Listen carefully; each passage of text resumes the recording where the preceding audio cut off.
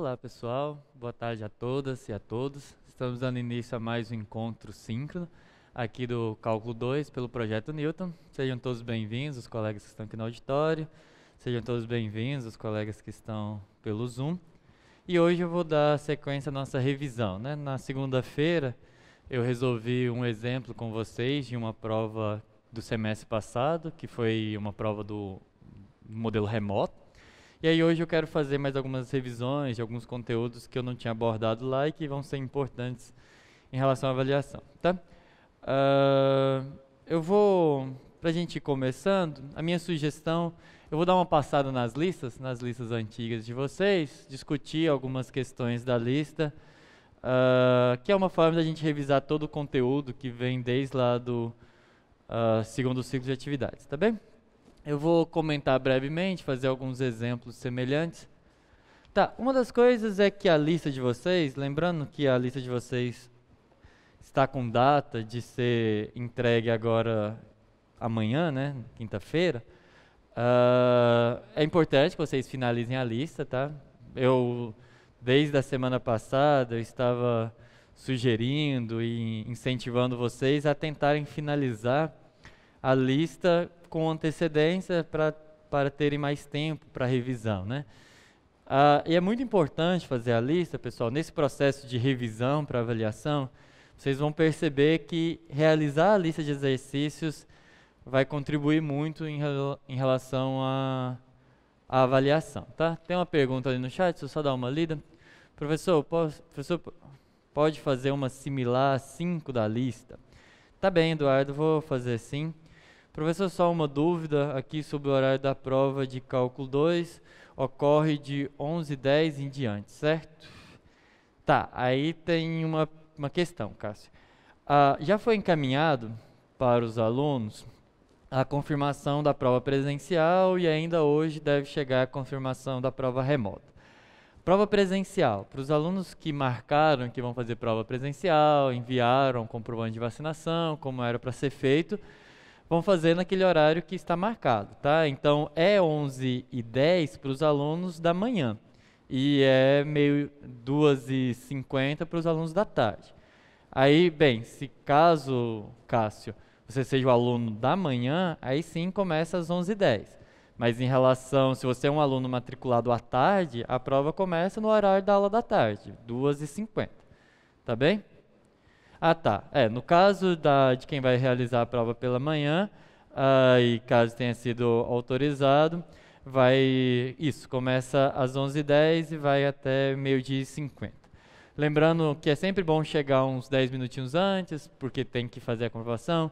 Para quem não respondeu, mas recebeu o e-mail confirmando que está matriculado na prova presencial, não podem esquecer de trazer o comprovante com as 2 doses da vacina completa, tá bem?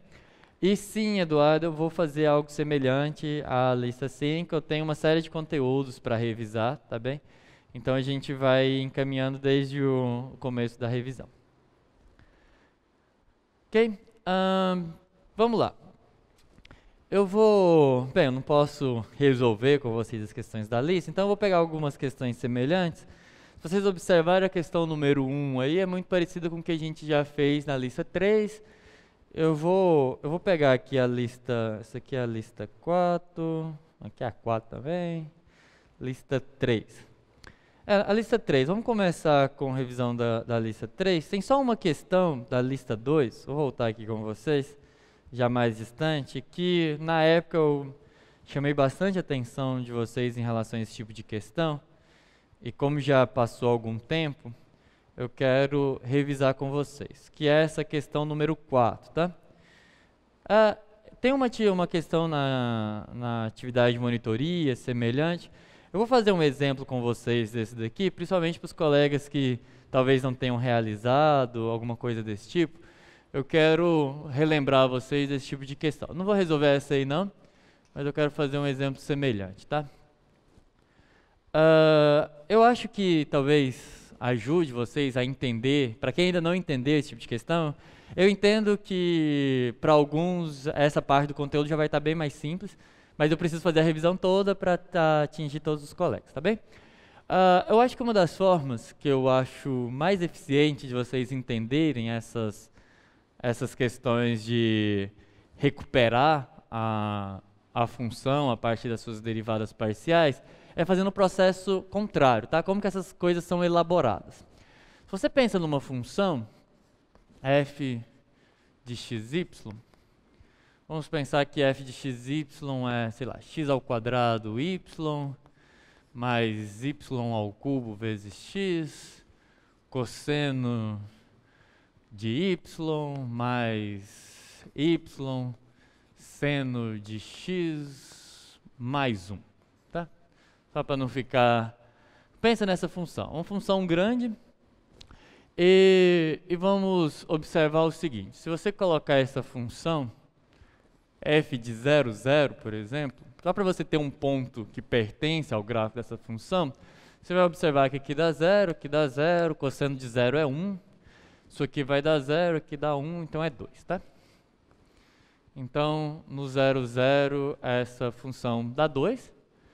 E aí, o problema que estava lá na lista era, eu não tenho uma função, e a única coisa que eu conheço são as derivadas parciais dessa função, e ela num ponto. Então, a função, ela na verdade, ela tem essa cara, né? Derivada parcial de f em relação a x, eu sei que isso é... bem, derivando em relação a x, eu fico com 2xy mais y ao cubo. Cosseno de y em relação a x desaparece. Aqui eu vou ficar com mais y, derivo em relação a x, vai ficar cosseno de x e a constante se anula. E aí, quando eu faço isso em relação ao y, o que eu obtenho? X ao quadrado, daqui, né? Mais 3y ao quadrado x, menos seno de y, mais seno de x. E aí, bem, adicionada a informação em algum ponto.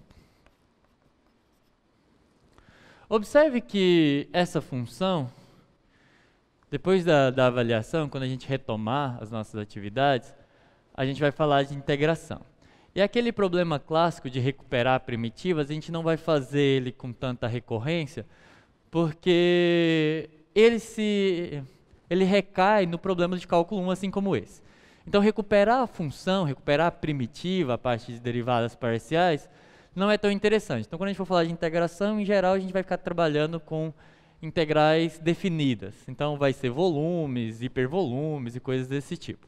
Porque esse tipo de operação é o que você tem em relação a recuperar a primitiva, quando eu dou a derivada e quero quem é a função que tem a propriedade. Por isso que eu acho essas questões interessantes e importantes, porque a ideia é basicamente que você tem uma função, você deriva em relação a x, em relação a y, você tem duas, e aí essa informação aqui é a informação que é dada, e o objetivo é recuperar a função, tá?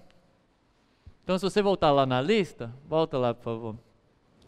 Como que isso aí é feito? Com certeza não é tão simples você pegar duas funções e voltar. Para elaborar esse tipo de questão, você sai daqui da função e você encontra quem são as duas. E quando você vê a forma com que é construído, fica um pouco mais imediato, um pouco mais natural como que você recupera. Porque é fazer o processo contrário. Integrar, de certa forma, é a operação inversa a derivar. Só que aqui, diferente do cálculo 1, você tem mais de uma variável para fazer. Existem duas formas de recuperar a função. Uma delas é integra essa, obtém uma constante que depende da outra variável, deriva e compara com essa. E tem uma outra, que é integra as duas e compara as duas integrais e vê o que está faltando. Pela manhã eu fiz em um dos modelos, vou fazer no outro com vocês, para ter uma certa diversidade. Então, se vocês quiserem ver alguns outros exemplos, no YouTube, a aula da manhã, eu fiz de uma forma diferente, mas as duas coisas vão chegar no mesmo lugar, tá? O que você faz se você quer recuperar f? Você observa o seguinte: primeiro, f de xy, pelo teorema fundamental do cálculo, ele é uma das primitivas daquela primeira expressão no cálculo 1. Então volta lá no cálculo 1, quer dizer, no quadro 1, perdão. Estou cansado. Tá, então eu vou pegar primeiro a expressão em x, que é 2xy mais y ao cubo mais y cosseno de x dx. E aqui deixa eu chamar a atenção de vocês para uma coisa. Pode olhar aqui, tá correto. Deixa eu chamar a atenção de vocês para uma coisa aqui.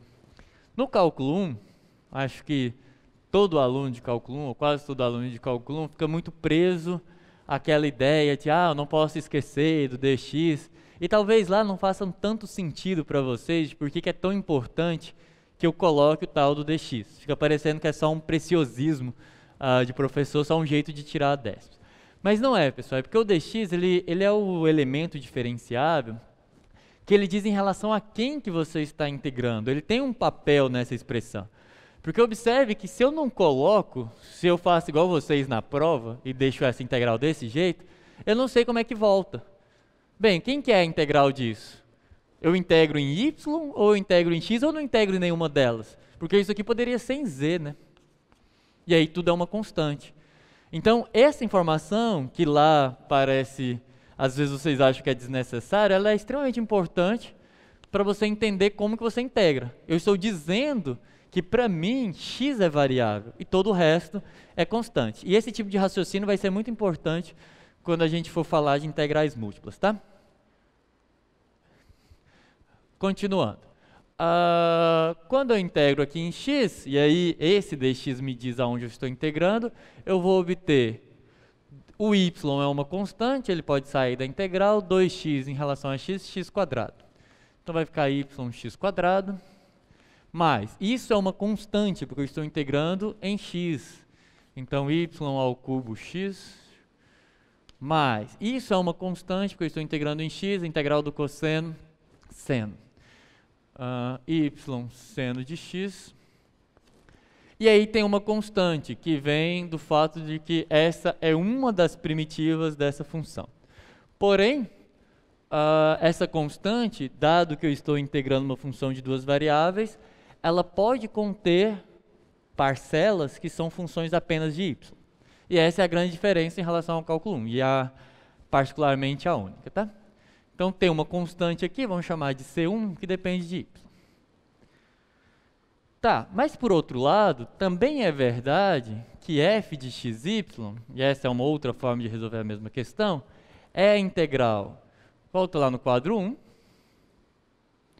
dessa segunda, da derivada parcial de f em relação a y, que é x quadrado, mais 3y ao quadrado x, menos seno de y, mais seno de x. E aí, a diferença é que aqui em y, e faz toda a diferença na hora de integrar, certo? Integrando isso em y, x ao quadrado y, mais o x é constante, sai, 3y quadrado fica y ao cubo x, menos seno de y, a integral de menos o seno é cosseno de y, mais, é seno de x, eu estou integrando em y, então fica y seno de x, mais uma constante que a gente vai chamar de C2, que poderia depender do x, porque caso ela dependa de x, ela teria sido anulada quando eu derivei parcialmente em y. E aí eu comparo as duas, tá? Porque f de xy é isso e é isso. Então essas duas coisas têm que ser iguais. Quando você compara as duas, o que você vai obter? Eu vou fazer alguns cancelamentos aqui mesmo, tá? Observa que isso é comum. Eu vou igualar um com o outro, o que é comum eu posso cancelar dos dois lados, né? Isso daqui é comum. E isso daqui é comum, tá? Então essas são as partes que são comuns. Então quando você compara as duas e cancela o que é comum, você vai ver que C1 de y, que é a única coisa que sobrou em cima, é igual ao cosseno de y mais um C2 de x. Olha, mas não sobrou nada que desse lado de cá que só dependa de x. Por que não sobrou nada que só dependa de x? Porque se você voltar aqui, não tinha nada que dependia apenas de x. Mas você tinha algo que só dependia de y e que foi cancelado na derivada parcial em relação a x. Então, o que essa expressão está te dizendo é que essa constante que depende só de x, na verdade, é um número real. Então, você obtém que isso daqui é igual cosseno de y mais uma constante, agora sim que não é mais função de ninguém. E aí, como é que você faz para terminar? Você junta todas essas informações aqui. Agora, pode deixar o quadro 2, que eu vou reescrever. Eu vou reescrever isso que foi cortado aí, tá? Então, a minha função f de xy é igual x² y mais y ao cubo x mais o cosseno de y mais y seno de x mais uma constante C2, que agora a gente sabe que, que é só um número constante, tá? Então, mais uma constante, C2. E aí, como é que eu faço para recuperar C2? Esse ponto foi dado exatamente com esse objetivo, de diferenciar entre todas as funções de duas variáveis que têm essas derivadas parciais. Como é que eu faço? Eu substituo f de 0, 0 aqui. Eu vou obter 0 mais 1, porque cosseno de 0 é 1, mais 0 mais C2.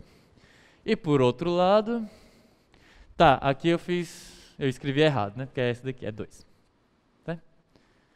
A gente tinha calculado anteriormente, f de 0, 0 é 2, então 2 do lado de cá. Eu tenho 1 aqui, isso daqui vai implicar que C2 é igual a 2 menos 1, que é igual a 1.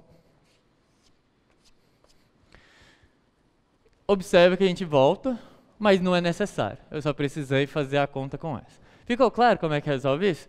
É uma conta simples, tá, pessoal? Ela não é... Alguém tem dúvidas sobre isso? Pode deixar o último quadro lá, por favor? Quadro 1. Todo mundo entendeu a ideia? Se cair uma coisa assim na prova, todo mundo sabe resolver, né? Tá bem. Então, a ideia, eu gosto de fazer essa resolução que você sai da função, chega nas derivadas parciais e depois recupera ela, para vocês entenderem o processo, tá? Porque às vezes quando você vê o caminho direto, fica um pouco mais fácil de você ver como voltar. Alguma dúvida sobre isso? Aqui? Tranquilo? Se tiverem dúvidas, só ir aqui no microfone, tá? Pessoal que está no chat. Então, essa era uma que eu queria chamar a atenção de vocês para a resolução dela. Eu vou fazer... Bem, olha essa questão número 3 aí. Como na lista 4 de vocês, tem uma pergunta, que é essa, ó. Calcular essa derivada parcial na direção desse vetor em um ponto qualquer e no 0, 0. Bem, essa daqui é tarefa de vocês, até amanhã. Eu vou resolver essa daqui, ó. Só que em vez de fazer as derivadas parciais, como foi pedido para vocês na lista, eu vou fazer as direcionais, tá? Para vocês entenderem. Eu resolvi ela por derivadas parciais pela manhã, mas com vocês a ideia é a mesma, só que talvez a derivada direcional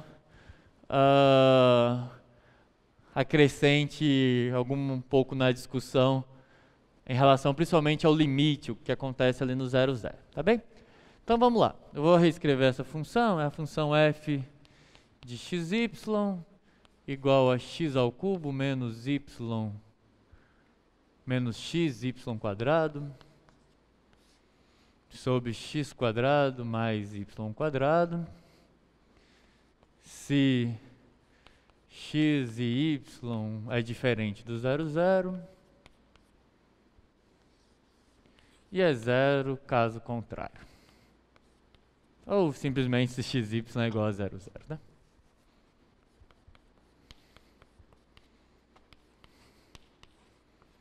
Tá, vamos resolver essa conta. Só que em vez de fazer as parciais, bem, as derivadas parciais ou direcionais, a única diferença aqui é que vai ser nesse caso. Primeiro que para calcular as direcionais eu preciso das parciais, tá? Nesse caso daqui.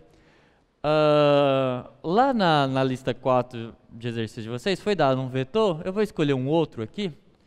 Eu vou escolher o vetor 2, 3 e 4. Na verdade, 3 e menos 4, tá? Vou escolher esse vetor aqui. 3 e menos 4. E o que eu quero calcular vai ser o que foi pedido na lista 4, que não faz muita diferença em como resolve isso daqui, que é a derivada de f na direção do vetor u. Bem, em dois casos, tá? Eu quero o caso x, y diferente do 0, 0. E eu quero o caso que é mais interessante, que é o xy igual ao 0, 0. Por que é mais interessante? Porque aqui a conta é um pouco mais elaborada. Essa daqui é mais simples. Qual que é a ideia?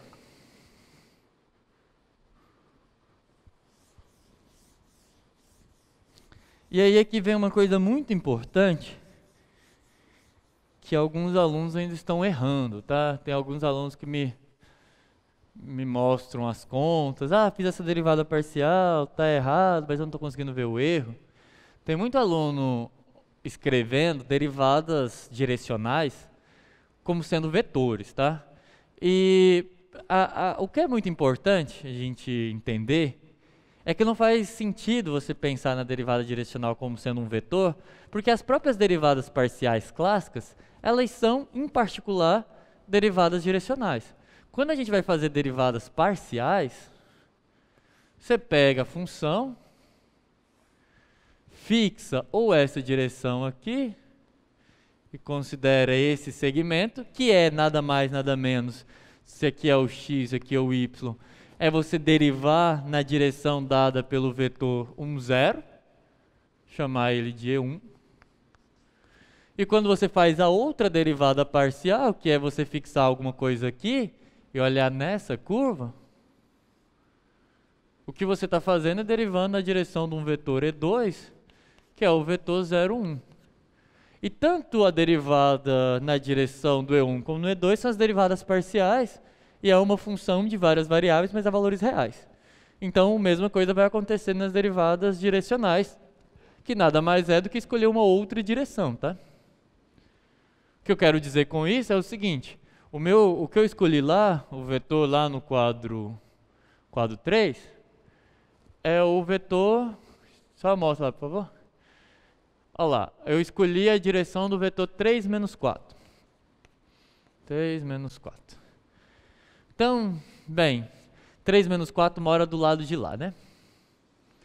É 3 aqui, menos 4 aqui. Você tem um vetor aqui, tá? Bem, esse vetor não tem módulo 1, mas ele pode ser normalizado. Dá um vetor que tem essa direção, mas não tem módulo. Então, esse aqui é o meu vetor u. A gente pode normalizar ele, porque não me importa muito o tamanho do vetor. Eu só quero saber em que direção que ele aponta. Então, para isso, eu só normalizo. Normalizar é pegar o vetor e dividir pela norma dele, onde a norma de um vetor é a norma euclidiana, ou seja, raiz quadrada de 3 quadrado mais menos 4 ao quadrado, que é 5. Isso aqui dá 25, raiz quadrada é 5. Tá, então isso daqui vai dar isso, quando você faz essa operação, o que você obtém é um vetor 3 sobre 5 e menos 4 sobre 5. Ok? Então, o que é isso? É um vetor que tem a mesma direção e o mesmo sentido desse que eu desenhei aqui, só que tem módulo 1, tá? Ele mora mais para cá. Ele tem norma 1, ok? Então, o que é... E aí você pega essa direção, você translada essa direção até esse ponto. E aí você tem esse vetor, essa direção aqui dada. E aí, a sua derivada direcional é a mesma coisa, é um caso mais geral do que era a derivada parcial. Ou seja, a princípio, a definição mais geral é que isso é o limite de f Bem, vamos chamar esse vetor aqui de um A e B, só para não ter que escrever os números. Então, o A é esse, o B é esse. Nada mais é do que x mais AH, y mais BH, menos f de xy, dividido por h, quando o h vai a zero. Só que, em geral, a gente não vai precisar desse limite, a menos que seja naquele ponto zero. Nos outros, eu posso usar uma regra que me permite calcular ela, que é: a vantagem de você conhecer as parciais é que elas formam uma base para todas as outras direções. Então, com duas derivadas direcionais, vamos dizer assim, que não sejam uma múltiplo da outra, você consegue encontrar todas as outras. Então, a gente usa duas especiais, que são as duas nas direções canônicas.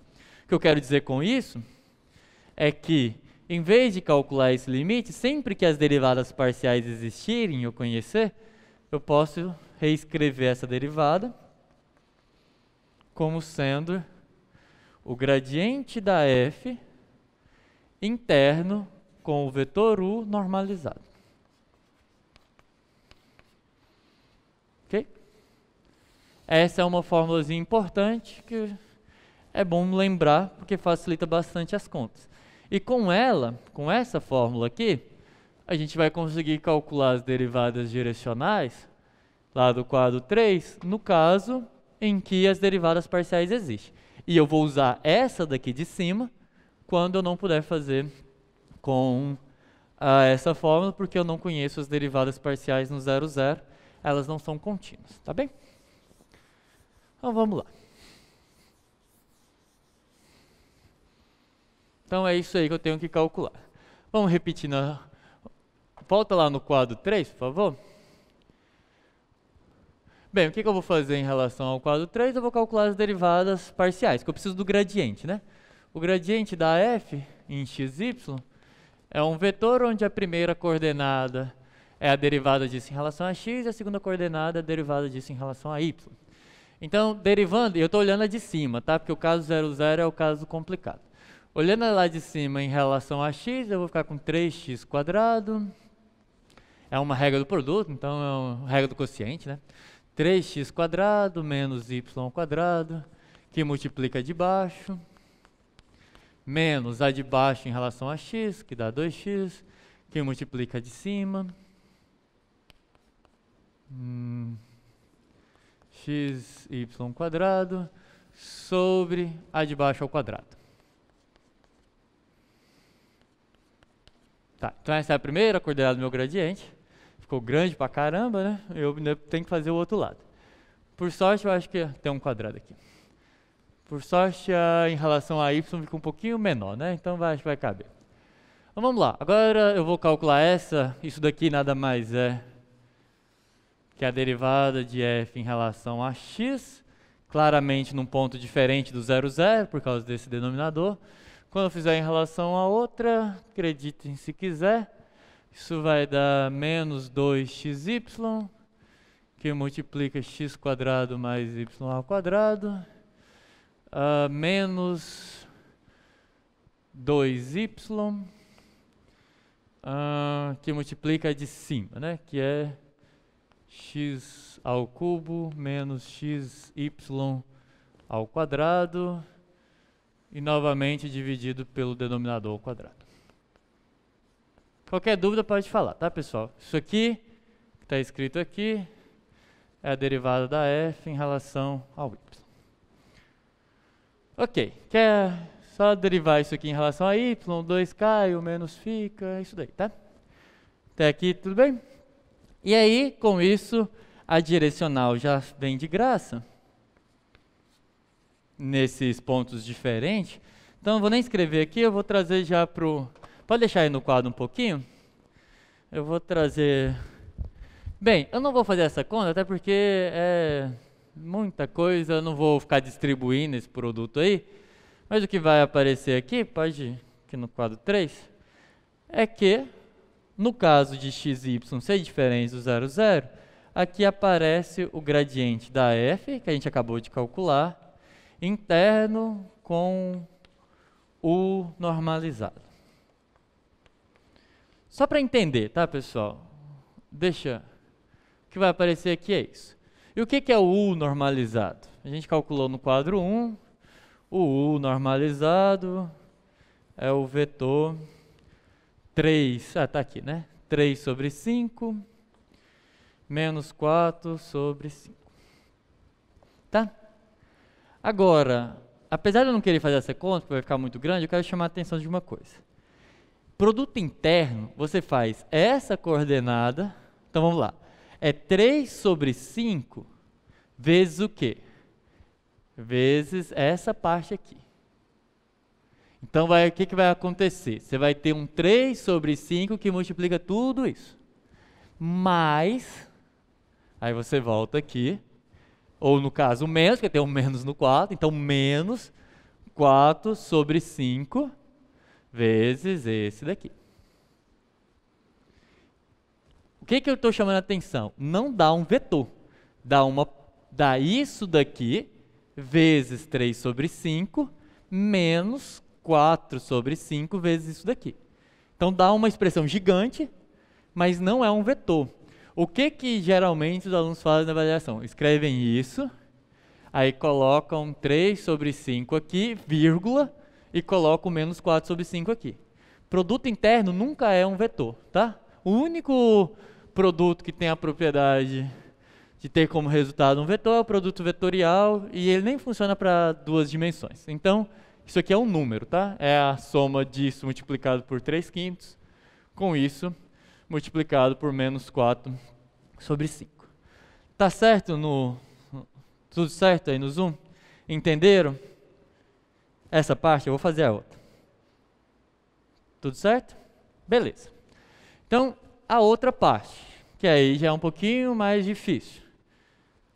Quer dizer, bem, eu acho que é um pouco mais abstrata, pelo menos. O que acontece no 0, 0? Que é a única coisa que a gente não tem. Isso daqui é quando eu estou fora do 0, 0. No 0, 0, não tem jeito, porque essa função aqui, ela muda de definição quando ela vai para o 0. O que significa que nas proximidades ela é assim, mas no 0, 0 ela é assim. Como essa não está definida no 0, 0, eu não posso usar regras de derivação. Existe uma mudança de definição. Então, todas as regras de definição,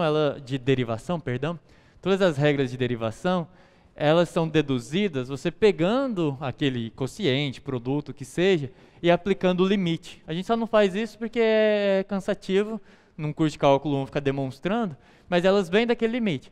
O problema é que quando as definições mudam, eu não posso usar a regra. Então eu tenho que olhar separadamente, tenho que voltar para a definição mais básica, que é a do limite.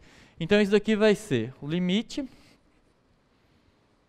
de f de 0 mais. Aí é que vem a jogada. Você tem um h que multiplica o a, o nosso a é 3/5.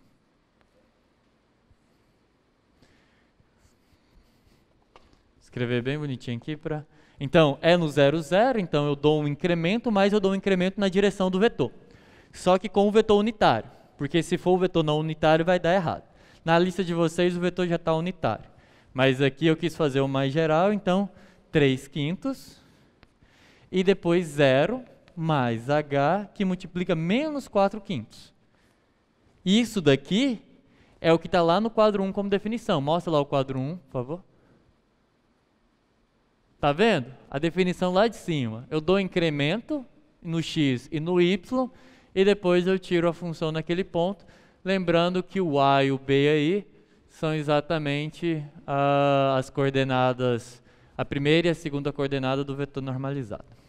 Voltando para cá, então é isso, menos f de 0, 0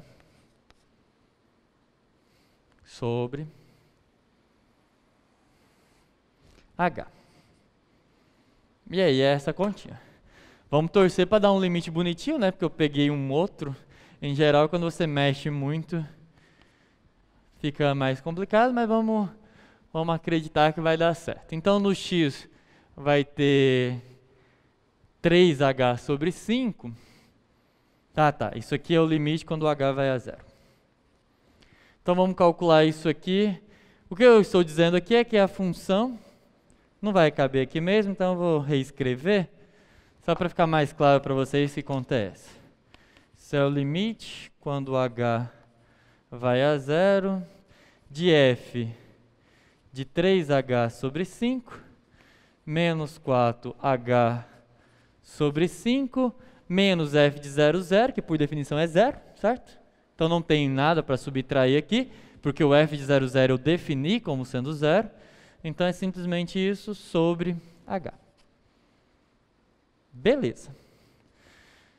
Fazendo a conta, o que está lá em cima, bem, tem um limite aqui.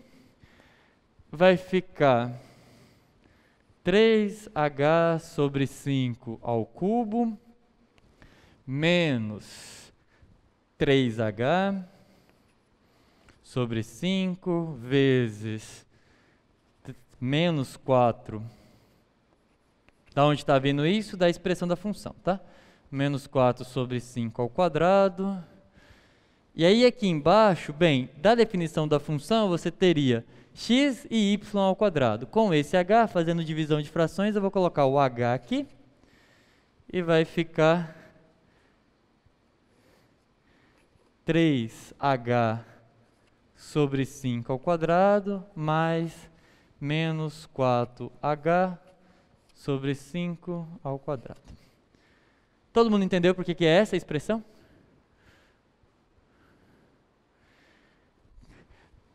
Vamos lá, continuando.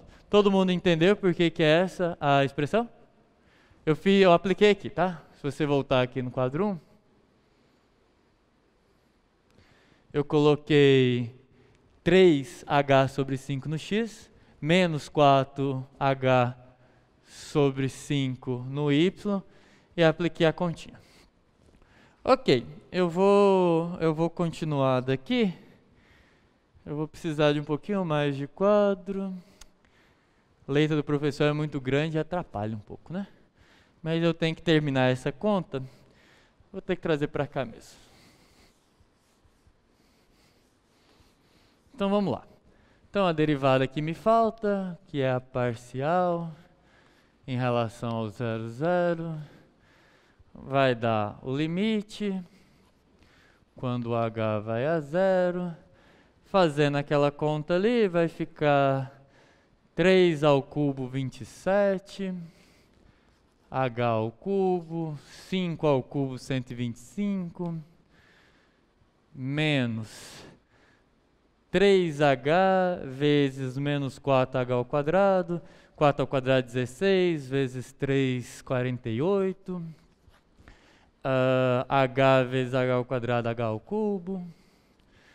Embaixo eu tenho 5 vezes 5 ao quadrado, 125, então pode botar tudo isso sobre 125. Para 125. Que multiplica, bem, é uma divisão de frações, então já vou inverter. Vai ficar, eu tenho 3 mais 3 ao quadrado, mais 4 ao quadrado, que dá 25h ao cubo, no denominador. 25h ao cubo. Quem não acreditar, faz a continha, tá? Dá isso mesmo. E em cima, embaixo vai ficar 25, que vai para cima, tem um 25 aqui, que vai cancelar, né? Por que eu fiz? É isso daqui, tá? Foi isso que eu fiz. Elevei ao cubo, elevei ao quadrado, fiz o produto desse com esse. Ah, só tem um menos ali. Ah, eu coloquei menos, né? 3 vezes 16, 48. Isso daí. Aí só terminar a continha aqui.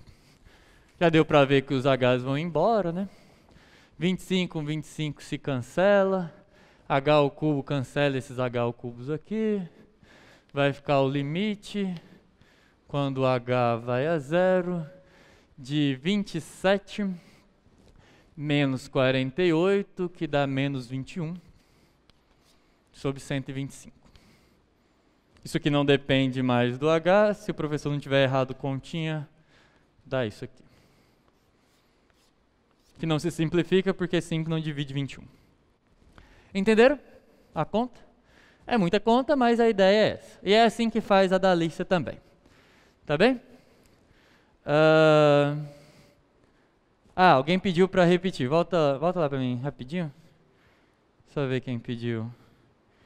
Cássio Mendonça. Repetir qual a parte? Essa parte final, Cássio?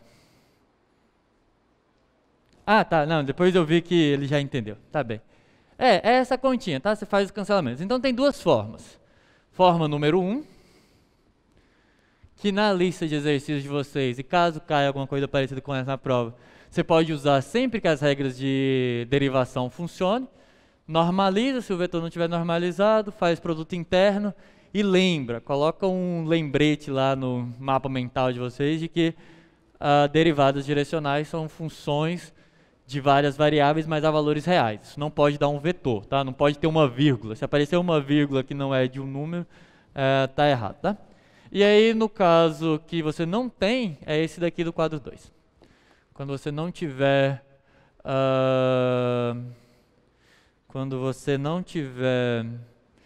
as regras de derivação para usar, em geral é quando você tem que calcular no 0, 0, e o 0, 0 é uma indefinição, ou em qualquer ponto que você não tenha, você tem uma indeterminação, derivar por 0, aí você tem que fazer pelo limite. Se cair na prova de vocês vai ser bem mais fácil do que essa. Essa daqui é um pouquinho complicada, tá bem? Ok. O colega perguntou acho que a letra C dessa lista, acho que provavelmente não é dessa lista, porque essa daqui, a 4, não tem alternativa, tá? Ok, mas vamos avançar. Essa daqui é a lista 4. Bem, alguém no chat ou aqui, pode mostrar a lista aí, por favor? Alguém aqui ou no chat ainda tem dúvida de como encontra plano tangente reta normal? Alguém aqui, levanta a mão. Em função, é menos 1 lá no Z, se não, você usa o gradiente, tá certo isso, né? Alguém no chat? Exemplo nunca é demais. Vocês têm que lembrar em consideração que o tempo é finito, tá? Mas eu faço o exemplo rápido. Mas lembrem-se que o tempo é finito, a cada dúvida a mais é uma dúvida a menos também. É a lei da vida. Vem aqui no microfone, eu tô meio surdo. Eu entrei na água nesse final de semana e fiquei meio surdo. E não é desculpa de professor não, é sério, eu tô ouvindo pouco desse lado. Então vai ter que vir aqui no microfone, é sério. Ok, então, mas eu faço o exemplo bem rapidinho. Pegar sei lá, esse aqui. XYZ. Pega um negócio um pouquinho mais complicado, pra vocês não falarem que eu só faço exemplo bobo, né? XYZ mais x² mais y menos z. Igual. Aí tem que pegar um ponto que tá aí, que é mais difícil. Se eu botar um 0 no x, então, pega essa daqui e considera esse ponto. X igual a 0, y igual a 1 e z igual a menos 1. Feito para dar certo, né? Bem, isso aqui pertence... Não, aí não pertence não. Tem que pôr 1 aqui. Esse daqui pertence porque quando você colocar 0 aqui vai dar 0 e elevado a 0, 1. Aí vai ficar 1 mais 1, 2, menos 1, 1. Agora pertence. Tá, eu coloquei... Não, também está errado. Vai dar 1, 2, só que aqui tem um menos, né? Então 3. Agora sim pertence. Tá, pega o ponto, pega a expressão, você quer plano tangente reta normal. Plano tangente, vou fazer bem rápido, tá pessoal, para a gente conseguir fazer mais coisas. Plano tangente, tá lá na revisão também. Você olha para isso como uma função de 3 variáveis e pensa que essa é a superfície de nível de uma função de 3 variáveis. Pensa que tem uma função f de x, y, z, e isso daqui é a curva de nível 3 dessa função de 3 variáveis. Quem é essa função de 3 variáveis? É a função e elevado a x, y, z, mais x² mais y menos z. Então, como é que você faz para encontrar o plano tangente? O plano tangente é o gradiente dessa função, calculado no ponto que pertence à superfície, no caso, no 0, 1 e menos 1, interno, e de novo, produto interno não dá vetor, tá? Interno com x menos x0 é 0, então fica só x, y menos y0, então y menos 1, e z menos z0, só que aqui tem o menos, menos com menos mais, então z mais 1. Igual a 0, essa é a equação do plano tangente. Se você calcular, bem, em um ponto qualquer, o gradiente, vou fazer primeiro num x e y qualquer, depois atribui no 0, 1 e menos 1. Quem que é o gradiente? Derivado em relação a x, a y e a z. Quando você derivar essa expressão em relação a x, você vai ficar com yz e elevado a xyz mais 2x. Essa é a derivada em relação a x. Por que regra da cadeia? Tá? Deriva isso aqui, a de dentro em relação a x, fica yz, vezes a de fora, aplicado na de dentro. Deriva em relação a y, aí vai ficar xz e elevado a xyz mais 1. E em relação a z vai dar xy e elevado a xyz menos 1. Então esse é o gradiente em um ponto qualquer, mas eu ainda tenho que atribuir ao ponto que me interessa, tá? Bem, e aí quando você... o que eu fiz aqui? É vezes esse, né? X, y menos 1 e z mais 1 igual a 0. Agora sim você aplica isso no seu ponto. Quando você colocar 0, 0 aqui vai fazer o e elevado a 0 dá 1, e você vai ter 1 menos 1, então dá menos 1 aqui, tá? Então fica menos 1 vezes 1, que dá menos 1, e aqui 2 vezes 0, 0. Então menos 1. O 0 aqui vai anular esse cara, tá? Porque tem um 0 no x que anula tudo isso, nem precisa fazer a conta, vai dar 1. O 0 aqui também anula todo esse cara, não precisa fazer a conta, menos 1. E agora aqui é x, y menos 1, z mais 1, igual a 0. Fazendo essa conta, produto interno, tá? Coordenada a coordenada e soma. Fica menos x mais y menos 1 menos z menos 1 igual a 0, que se você quiser reescrever isso, sei lá, y menos x menos z menos 2 igual a 0. Essa é a equação algébrica do plano tangente. Pode deixar aí no quadro um pouquinho. Entenderam?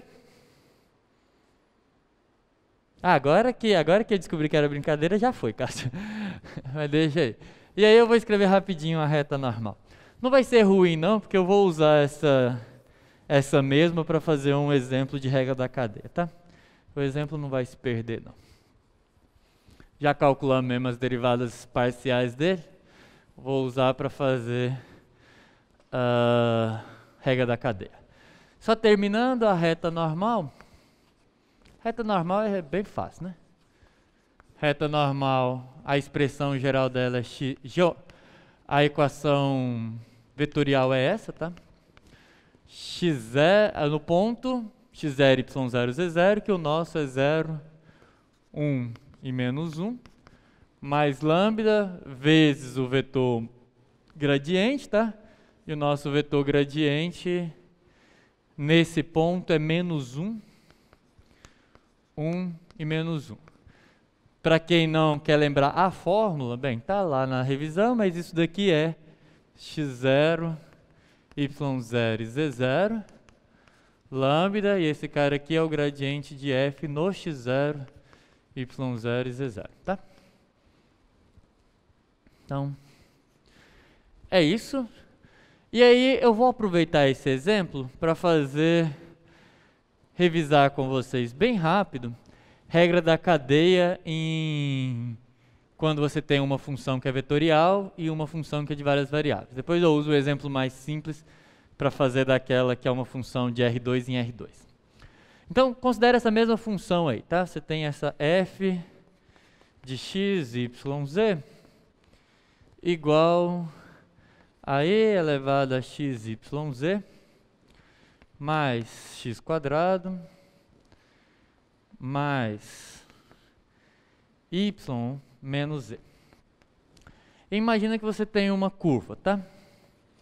A curva alfa de t, que ela é dada assim. Ela é seno de t,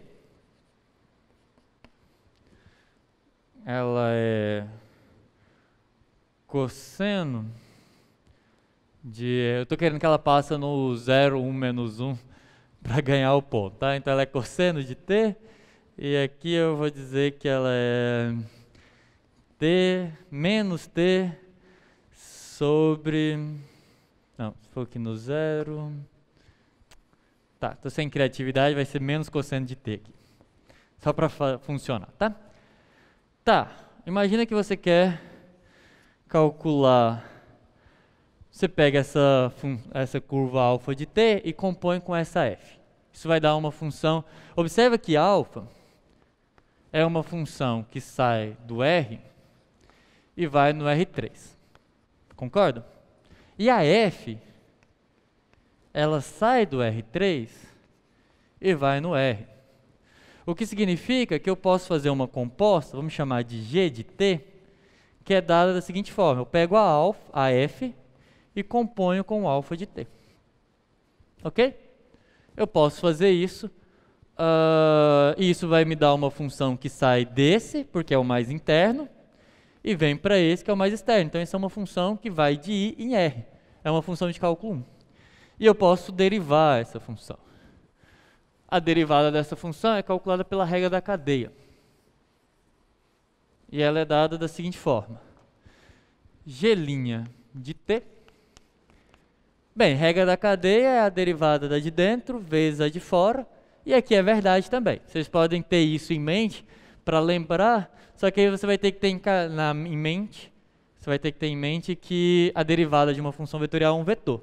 Então, se é produto, esse produto tem que ser algum produto que dá para fazer entre vetores, mas tem que dar um número. Então, é um produto interno.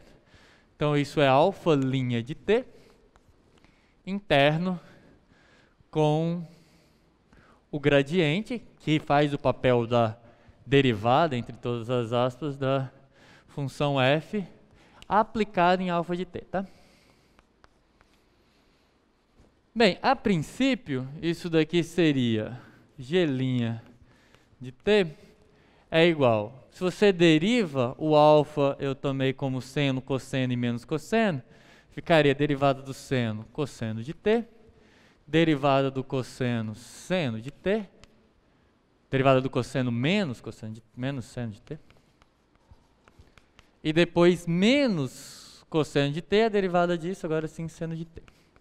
Então, seria isso vezes o gradiente da f que a gente calculou bem aqui, tá? Só que eu não vou reescrever tudo isso e aplicar. Eu vou fazer só no ponto específico, que é esse, por isso que eu fiz passar pelo mesmo ponto. Então, o que ia aparecer aqui, se eu pedisse um t geral, seria aquele gradiente. O que você teria que fazer? Você pega o gradiente de f e aplica na alfa. Então, pega aquela expressão que está lá no quadro 1 e aplica em alfa. Mas alfa é seno de t, cosseno de t e menos cosseno de t. Pega essas funções e substitui no x, y e z lá no quadro 1, onde está o gradiente. Se você mostra lá o quadro 1, quadro 1 lá, por favor. Ó, você tem o gradiente aí da função, que é esse yz, e elevado a x, yz. Essa primeira parte aí desse produto interno, se você calcular no ponto, vai dar isso. Mas eu escolhi essa curva específica para a gente fazer o seguinte. Pode voltar para cá? Bem, existe um t onde isso daqui, onde alfa de t, que é seno de t, cosseno de t e menos cosseno de t, dá 0, 1 e menos 1, que é aquele ponto lá que a gente já tinha calculado. E quem que é esse t? Alguém? No chat, aqui. Como que eu faço que t que resolve esse sistema? T igual a 0. T igual a 0, seno de 0 é 0, cosseno de 0 é 1. Beleza? Então, em t igual a 0, isso daqui dá aquele ponto. Então, se você quer calcular g' de 0, bem, aplica aqui, que é o alfa' de 0, cosseno de 0, 1, seno de 0, 0, 0. E aí faz... Bem, aí vai ficar isso aplicado no 0, 1, menos 1. Só que esse a gente já calculou, é o vetor gradiente que a gente usou lá no plano tangente. Por isso que eu falei que o exemplo não ia ficar perdido. Isso daqui, bem, como aqui vai ser 0, 1 e menos 1, esse daqui a gente já calculou, dá menos 1, 1 e menos 1. Então essa é a conta, quando você faz o produto interno, 1 vezes menos 1 e depois só sobra 0. Entenderam a conta? Alguma dúvida? Conseguiu entender aí? O 3 não deveria passar para o outro lado como menos 3. Deixa eu ver aonde que foi aqui. Deixa eu ver. Pera, tem algum erro na conta? Volta aí, só para eu ver qual que é a questão. Pode tirar Z aí, professor. Tirar Z. Tá, quem elaborou a pergunta, faz aí para você para eu entender. Tem alguma conta que ficou? Equação do plano. A equação do plano ficou aqui, né? Por que que deu isso? Bem, a equação do plano, a gente fez a conta aqui no 0, 1 e menos 1. Bem, aqui eu teria 1 vezes menos 1 que daria menos 1, e elevado a 0 que dá 1. Esse é o vetor gradiente, eu acho que está certo. E esse menos que apareceu aqui é porque tinha um menos aqui. Acho que é isso mesmo, tá? Aqui é um z, tá? É porque meu z e meu talvez... O meu z é cortado, tá? Meu 2 não é cortado. Então aqui é y menos x menos z menos 2 igual a 0. E esse menos 2 vem do fato de ter menos 1 aqui e menos 1 aqui. Era sobre o 3 passar para o lado da equação. Nível 3. Não. O nível 3 é irrelevante, pessoal, para esse tipo de conta. O único momento que esse nível 3 foi relevante foi para que o ponto estivesse na superfície, tá? O 3 ele não é relevante nem aqui, nem na derivada, nem na regra da cadeia e nem na derivada implícita. O nível que eu estou tomando, ele só tem uma função, que o ponto esteja no nível, tá? Eu poderia fazer isso aqui. Lembra que era 0? Aí eu falei assim, não, tá errado, porque não dá 0. Por que que eu troquei para o 3? Porque, bem, eu disse que é nesse ponto que é para calcular o plano tangente. O que significa que esse ponto tem que estar na superfície. Então, a única razão daqui ser 3 é porque se você colocar 0, 1 e menos 1 aqui, 0 e elevado a 0, 1, mais 0, 1, mais 1, 2, menos com menos, mais 1, 3. Então é só para isso que esse 3 está aqui. Se você passar esse 3 para o outro lado, se você botar esse 3 aqui, faz alguma diferença no gradiente? Não, porque ele vai embora de todo jeito, tá? Por isso que não faz... O 3 só está lá, porque se eu colocasse 0, o ponto não estaria, e aí você poderia responder, pessoal, não tem plano porque o ponto não está na superfície. Aí acabou a questão, próxima. Então, eu tomo cuidado de que o ponto realmente esteja lá. Mas é o único motivo, tá? Se você colocar esse 3 aqui, não vai fazer diferença nenhuma na conta. A única diferença é que se eu trocar de 3, o ponto na onde eu quero que você calcule o plano tangente não está na superfície. É como se eu falasse o seguinte, olha, essa é a superfície. Aí se eu tivesse colocado um outro nível, falasse, calcula o plano tangente a essa superfície nesse ponto. Não tem como, né? O ponto não está na superfície, não faz sentido a pergunta. Então é só por isso do 3. Ok, Gildas? Então o 3 passar para o outro lado ou não, ele é irrelevante. A diferença é que aí você precisa que o ponto esteja no plano. Tá, isso, não faz diferença, tá? Quando eu vou substituir os valores de alfa de t na f, eu tenho que fazer primeiro coordenada. Isso, é na ordem, tá? Professor, aproveita essa questão e resolve uma semelhante a b da 1, da questão 1 na lista 4. B da 1, deixa eu ver aqui.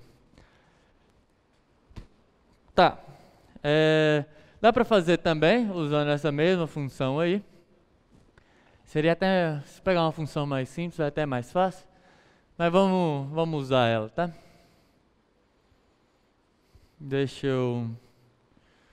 Vou usar aqui o quadro 3. É um exemplo de teorema da função implícita, tá? Bem, a minha função é essa, a f de x, y, z igual a e elevado a x, y, z. Pode vir aqui do quadro, estou pegando a mesma função que eu fiz antes. x² mais y menos z. Essa é a minha função e eu tenho o nível 1 dela, né? Então, eu vou usar essa função para calcular a derivada de z em relação a x e a derivada de z em relação a y, tá? É isso que o colega pediu. Bem, em que nível? No nível onde ela funciona, que a gente viu que é o nível 3, né? 3 condições têm que ser verificadas para que eu possa aplicar o teorema da função implícita. Quais são eles? Primeiro, o ponto onde eu quero calcular tem que pertencer ao nível aonde a superfície está definida. Ou seja, f de 0, 1 e menos 1 tem que pertencer ao nível. Mas, de fato, a gente fez todo esse trabalho para que isso dê 3, né? Então, isso aqui dá 3. Primeira condição, ela quase sempre ela é imediata, né? Segunda, note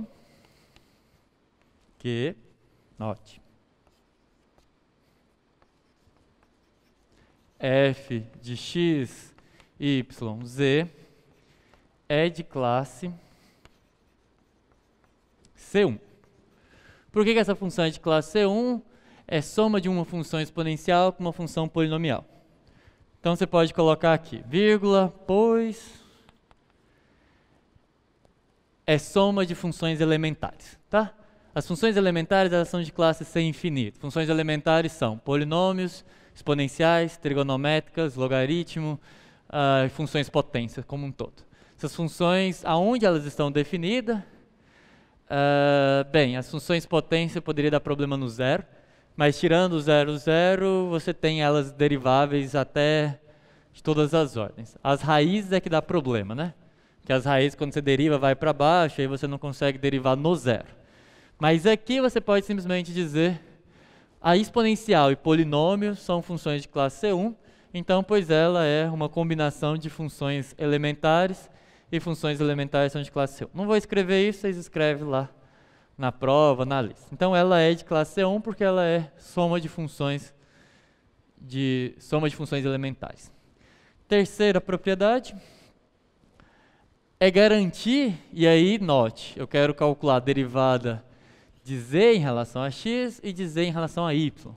O que eu estou tentando fazer na prática é pegar essa superfície, que pode ser uma coisa toda complicada lá, ela não é fechada, mas só para exemplificar, essa superfície em particular não é fechada, mas ela poderia não ser uma função, mas eu quero pegar um ponto, que é um ponto próximo desse, que está aqui na superfície, e escrever esse pedaço da superfície como uma função onde z é dado em função de x e y. Eu não consigo isolar, né? Porque eu tenho um z aqui, tenho um z aqui, não dá para isolar. Mas o teorema da função implícita me diz que existe essa função e me permite calcular as derivadas parciais dessa função que eu consigo definir numa proximidade do ponto em relação a x e a y. Mas para que isso aconteça, uma propriedade tem que valer, e essa das três é a mais importante de ser verificada, que é que a derivada parcial de z de f em relação a z no ponto tem que ser diferente de zero. Mas isso aqui a gente já calculou. Quanto que dá isso? A gente já calculou isso, já calculou uma vez e já usou duas. Quanto que dá? Volta lá no quadro 1. Tá lá. Quanto que dá essa derivada de f em relação a z nesse ponto? Alguém? Pessoal, vocês estão me deixando preocupado. O Felipe me salvou. -1, tá? Vamos lá. Eu espero que seja só timidez, porque senão vai ser difícil sexta-feira. Tá, essa é a derivada num ponto qualquer, aplicada no ponto -1, tá? Mas eu acho que vocês estão só tímidos. Vou acreditar nisso para eu dormir em paz. Então, esse daqui dá -1, tá bem? Como é -1, diferente de zero, eu posso calcular. E aí, quando as três propriedades estão cumpridas e você precisa verificar as três propriedades, o teorema, que é o que está lá na lista de vocês, se vocês olharem, pode mostrar lá a lista? Lá no computador? Ele está pedindo para encontrar no ponto, e é o ponto que são as duas primeiras coordenadas do seu ponto de três coordenadas, porque afinal de contas, você escreveu z como função de x e y. Então, derivar z em relação a x, nos dois primeiros pontos do meu ponto, nas duas primeiras coordenadas do meu ponto de três coordenadas, que é basicamente olhar isso daqui, pode olhar aqui, ó. Eu estou pegando x e y e o z virou função do x e y. Então, calcular a derivada no 0, 1, o teorema da função implícita me diz que isso é igual a menos derivada de f, que está embaixo vai para cima, que está em cima vai para baixo, né? Tem duas formas de você não esquecer que é desse jeito, tá? Primeiro que foi isso aqui que você testou diferente de zero. Então é natural que é isso que está no denominador, não faz sentido você verificar que o numerador é diferente de zero, não tem porquê. Primeira forma de você lembrar que é isso. E a segunda forma é regra de divisão de frações, tá? Apesar disso aqui não ser um número, ele se comporta muito semelhante com as propriedades de operação com fração. Se você observar, bem, tem um menos aqui, que talvez vai fazer você ficar confuso, mas observe que quando você inverte o df com df cancela, fica dz dx. É uma forma, pelo menos, de ter em mente, mas tem um menos ali a mais.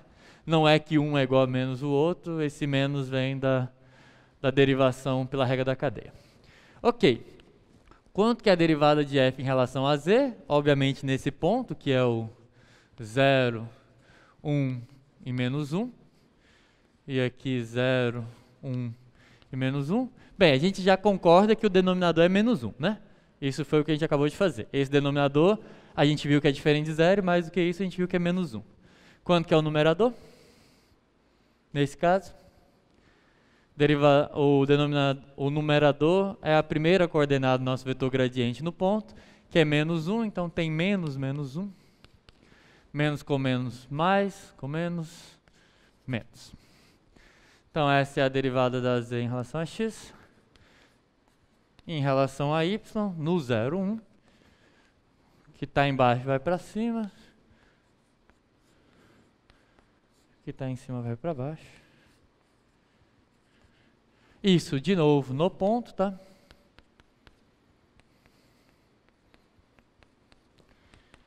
Bem, segunda coordenada do nosso vetor gradiente que a gente já calculou era 1, então menos 1 sobre menos 1, menos com menos mais 1. Aqui é menos. Aqui está menos, tá certo.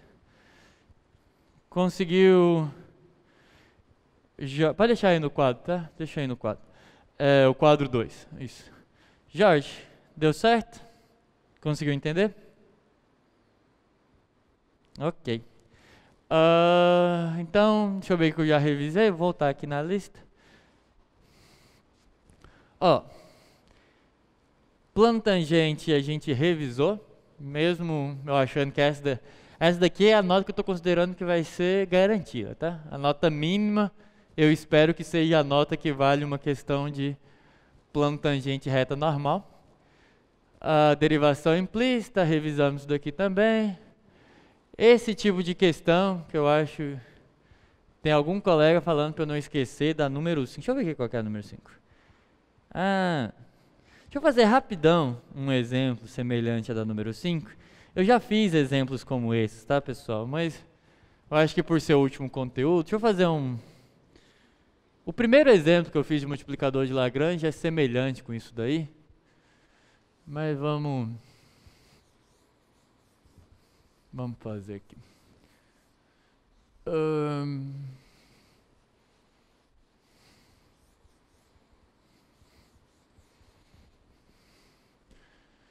Deixa eu pegar um exemplo aqui. Vou ajudar vocês.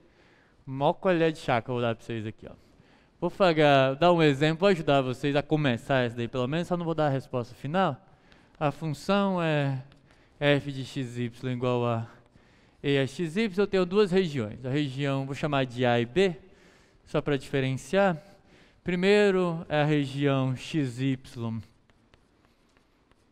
do R2, tal que x² menos 1 é menor ou igual a y, que é, por sua vez, menor ou igual a 3. Essa é a primeira região. E a segunda região que eu vou chamar de B, para a gente diferenciar, é os pontos x e y do R2, tal que x² mais y ao quadrado mais xy é menor ou igual a 1. Tá? Considera essas duas regiões aí, essa função. Primeiro, tem um apelo geométrico nessas questões, né, que vocês vão precisar. Vamos olhar quem são essas regiões. Primeiro a região A, tá? x², o y é menor ou igual a 3, então eu tenho 3 aqui. X². Bem, quando que o y, né, é igual a isso? Bem, se o y é igual a isso, eu estou falando de uma parábola que tem um vértice aqui. Quando o x é 0, eu estou no menos 1. A parábola é virada para cima. O y vai ser 3, que é a parte aqui de cima. Bem, se eu faço x² menos 1 igual a 3, eu obtenho x² igual a 4. Então, em x igual a mais ou menos 2, né? Uma colher de chá que eu estou dando para vocês aí, para a lista, tá? Então, essa é a parábola aqui.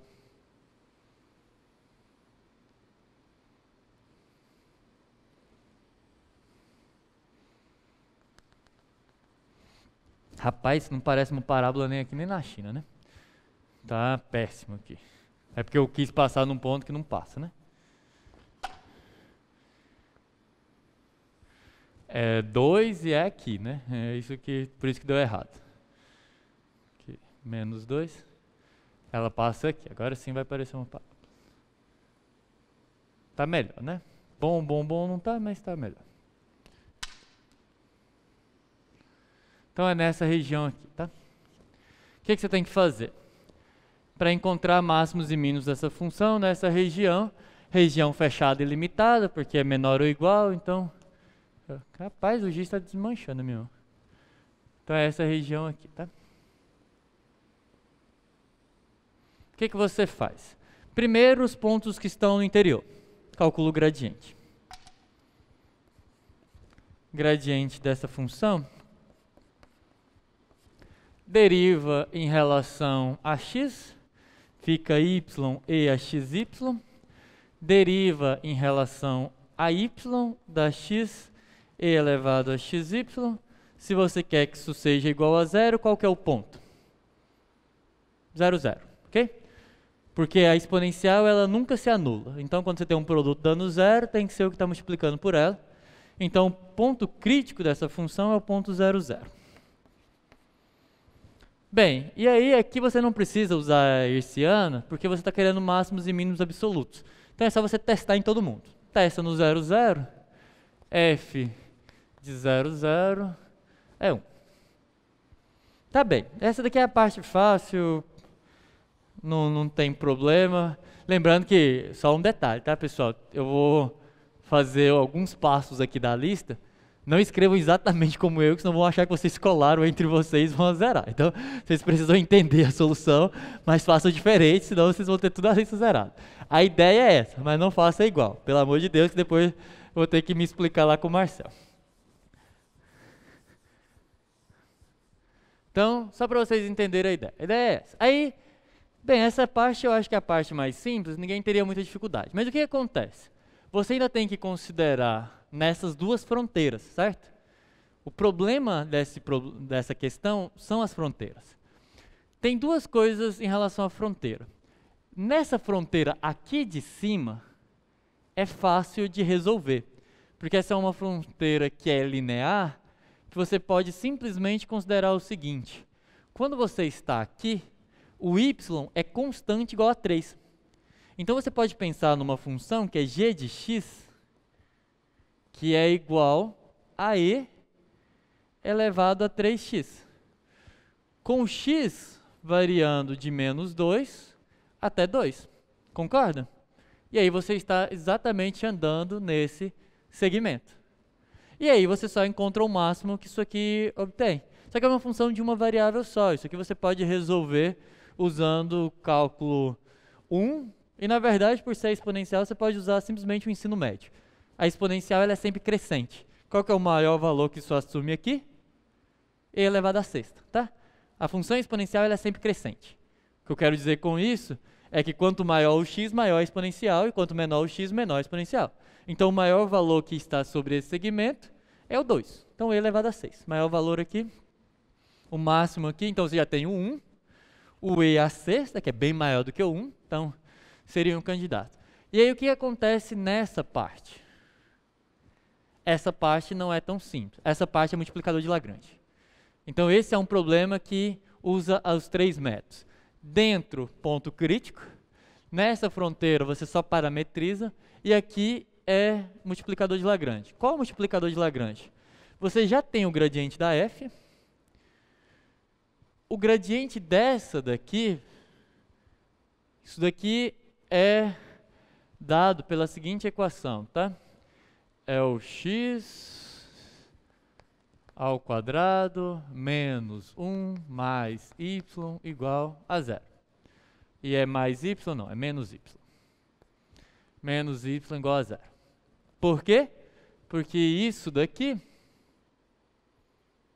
é o gráfico de y igual a x quadrado menos 1.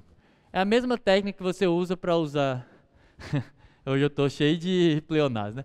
É a mesma técnica que você pode utilizar para resolver questões de plano tangente à função usando o método de superfície. Você passa o z para o outro lado. Então você tem essa restrição. E aí o que você quer resolver é esse sistema aqui. Y e elevado a xy igual, deriva isso em x, vai ficar 2x, multiplica por lambda. Depois, x e elevado a xy, deriva isso em y e multiplica por lambda. E usa a equação de restrição.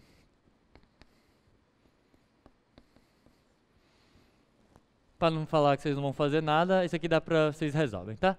Como é que resolve? Bem, a equação de restrição manipula essas duas de cima para cair na de restrição, tá?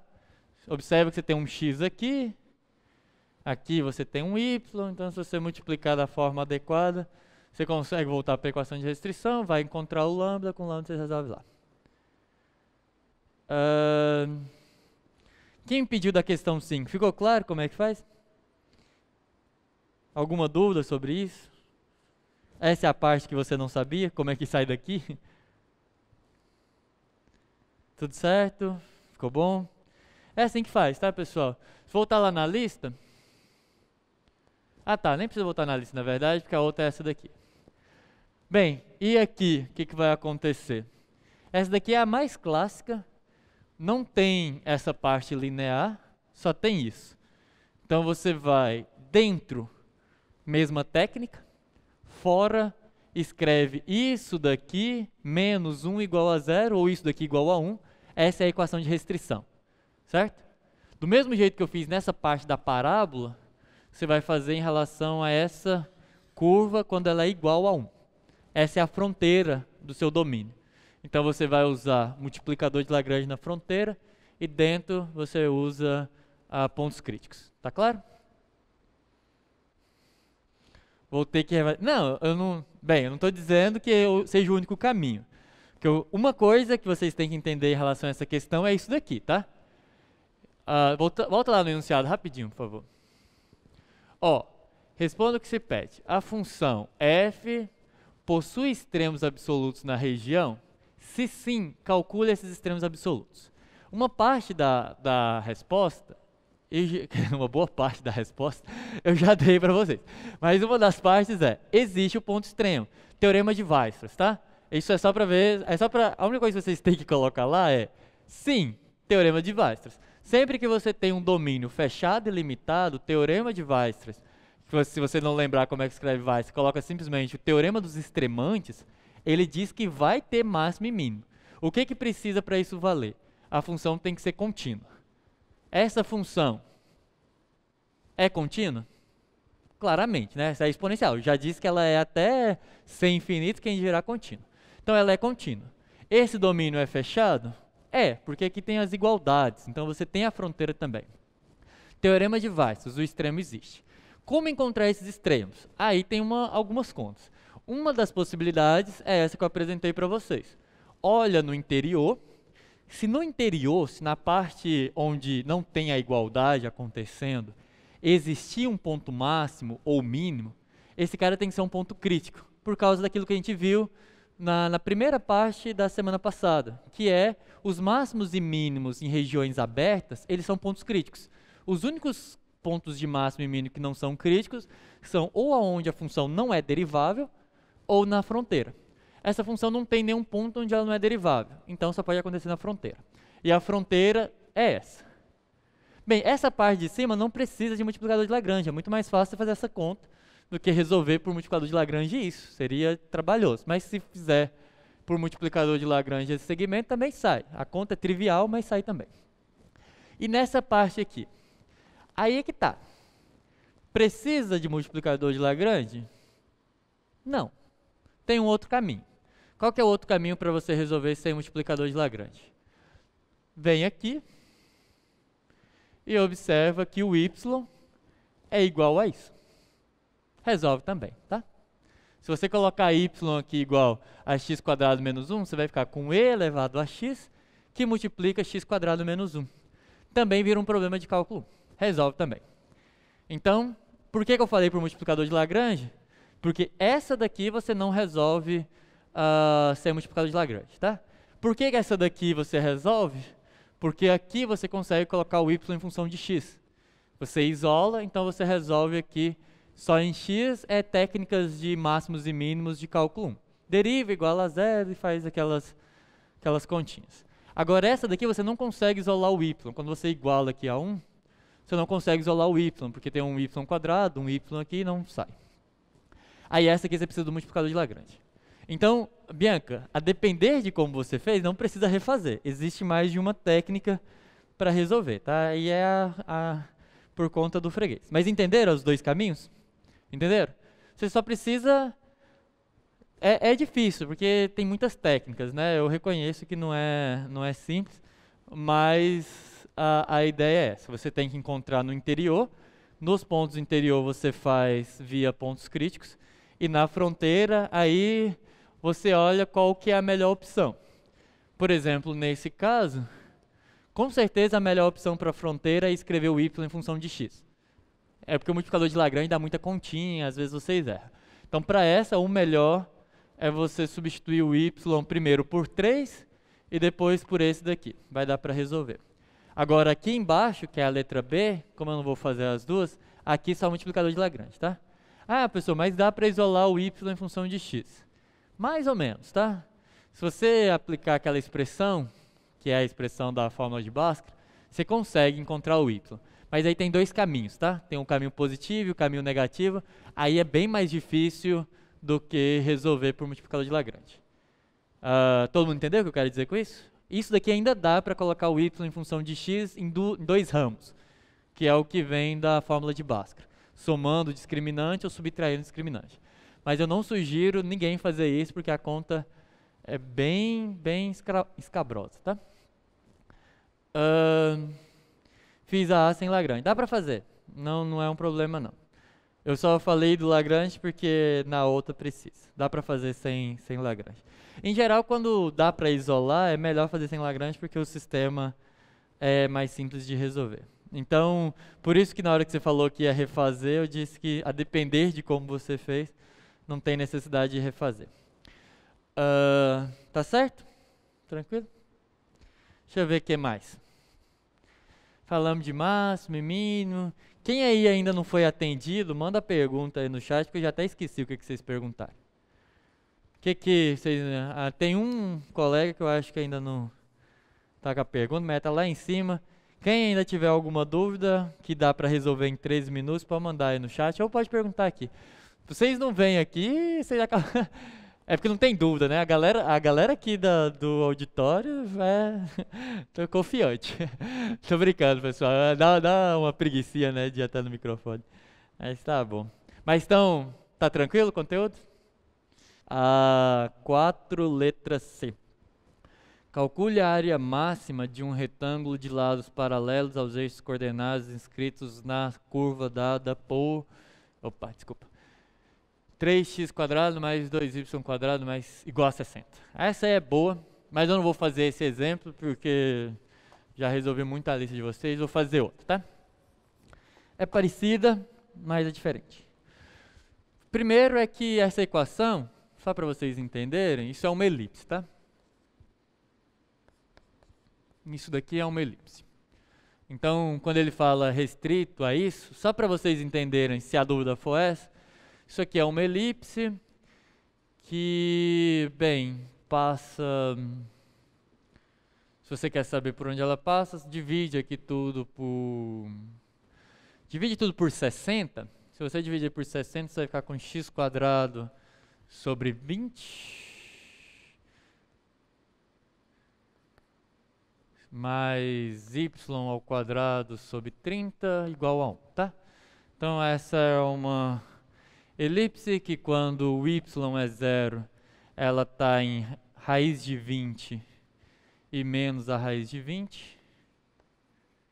E quando o x é 0, ficou ruim meu desenho porque raiz de 20 é menor do que raiz de 30. Diminuir aqui e aumentar aqui. Então ela passa por raiz de 30 e menos a raiz de 30. Para ficar em escala, botar a raiz de 20 aqui. Menos a raiz de 20 e mais a raiz de 20, e ela é uma elipse aqui, tá?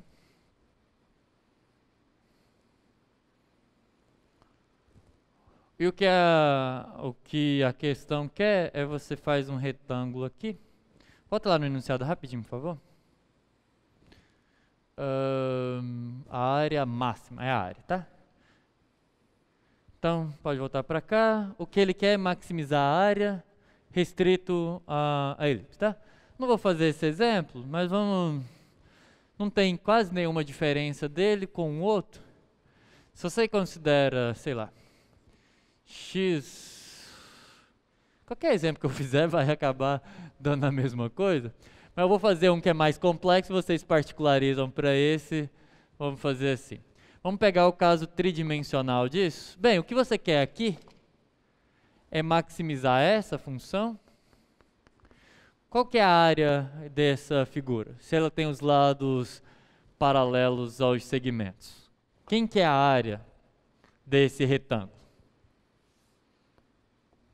Bem, todo mundo já resolveu, ou pelo menos pensou nessa questão, é a da lista, é para entregar amanhã. E não, André, esse era o meu medo.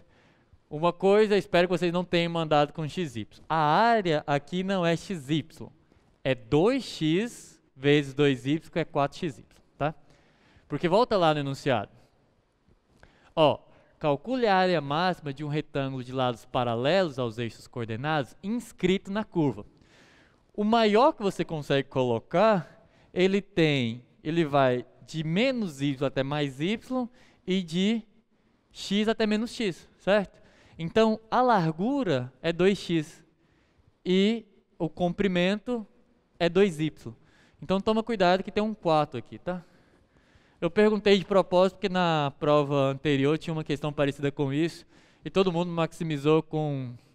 Só que lá era no elipsoide, então todo mundo maximizou com XYZ, enquanto era 8XYZ. É um erro simples, mas acaba perdendo décimos desnecessários, tá? É maximizar essa sobre essa restrição. Então, na prática, é multiplicador de Lagrange, tá? É fazer isso daqui.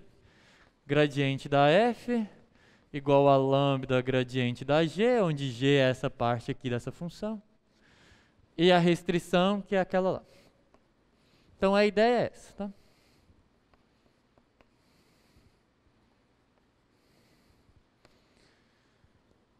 Não é difícil. Não é difícil porque esse sistema, quando você resolver aqui, final do ano eu estou muito colaborativo com a lista de vocês, né? A derivada de f em relação a x é 4x, a derivada da g em relação a x é 2x sobre 20, isso aqui multiplica por lambda. A derivada disso em relação a y é 4y, deriva s em relação a y, deriva g em relação a y, vai dar 2y sobre 30 vezes lambda, a equação de restrição é essa. Se você usar a equação de restrição que está dada lá, funciona também, tá? Eu só escrevi nesse formato para mostrar para vocês como que a elipse está desenhada, tá? Mas se você escrever com a equação de restrição que está dada no exercício, vai funcionar igual. Aí o que você faz? Multiplica essa por x, multiplica essa por y, soma. A equação de restrição vai aparecer multiplicando 2 lambda, substitui 2 lambda aqui, recupera o x, com esse x você joga aqui e recupera o y, tá? Alguém não entendeu o que eu disse? Vou falar devagar. Como que resolve isso? Multiplica essa por x, multiplica essa por y. O que vai acontecer? Vai ficar x ao quadrado sobre 20, y ao quadrado sobre 30. Quando você somar as duas, x quadrado sobre 20, y ao quadrado sobre 30, é 1. Então esse lado, o x e o y vai sumir, a hora que você somar. Vai dar 1. Então vai ficar com 1, 2 lambda vezes 1. Então você vai encontrar o 2 lambda em função do que vai aparecer do lado de cá, que vai ser 4x quadrado mais 4y quadrado. Aí você joga essa expressão do lambda bem aqui. Quando você jogar ela aqui, você vai conseguir recuperar o x, porque vai cancelar. Você lembra, você observa... Tá, você tem que tomar o cuidado de que o x e o y pode acontecer no zero, né? Que é esses pontos aqui. Então, você toma esse cuidado. O x pode ser zero? Essa é a pergunta que você tem que ter antes de resolver. X pode ser zero? Quem acha que o x pode ser zero, levanta a mão. Vamos ver se assim funciona. O x não pode ser zero. Porque se o x for zero, a área não existe, tá? Eu quero maximizar uma área. Se o x é zero, a área é zero. E a área zero é a menor possível, porque a área é sempre positiva. Então o x não pode ser zero. Então, de fato, a hora que você chegar aqui, você vai conseguir cancelar x dos dois lados, tá bem? Fico feliz que poucas pessoas, mas na pressão assim, quem levantou a mão, eu sei que se pensasse um pouquinho, tinha chegado a essa conclusão. Não levantei, eu juro. É ótimo, Cássio. Mas entenderam? Volta só lá para eu ver quem que era que tinha perguntado.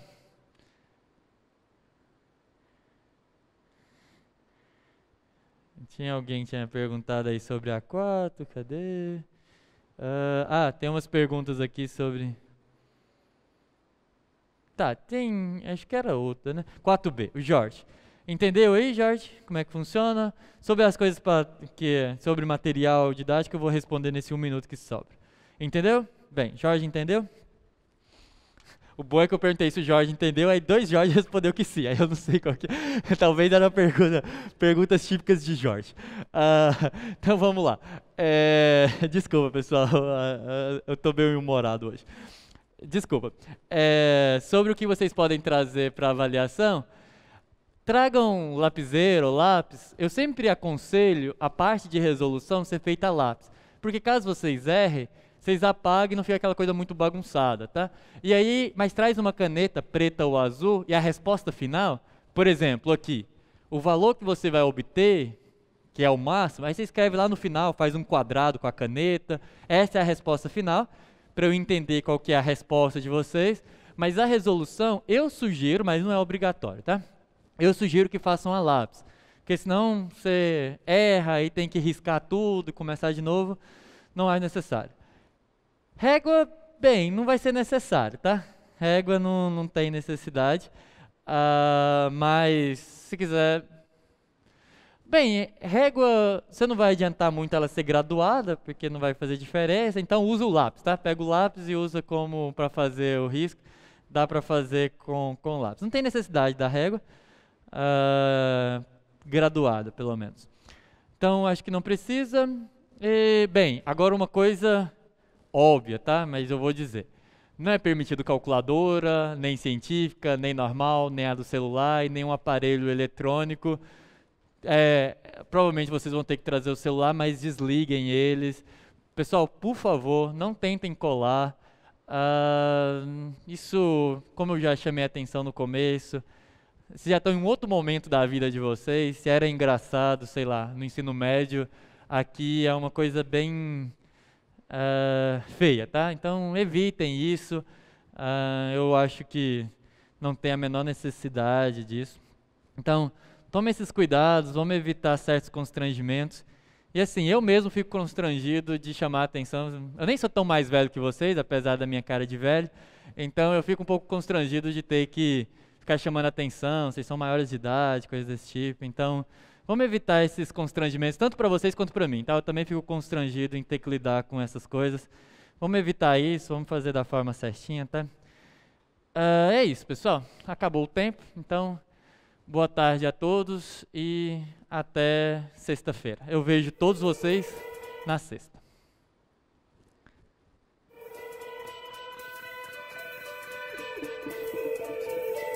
O que você achou da aula de hoje? Ainda ficou com dúvidas? Procure os monitores do projeto, eles estão prontos para ajudar. Aproveite todos os nossos recursos, acesse a sala de aula do Moodle e assista aos vídeos. Bons estudos e até logo!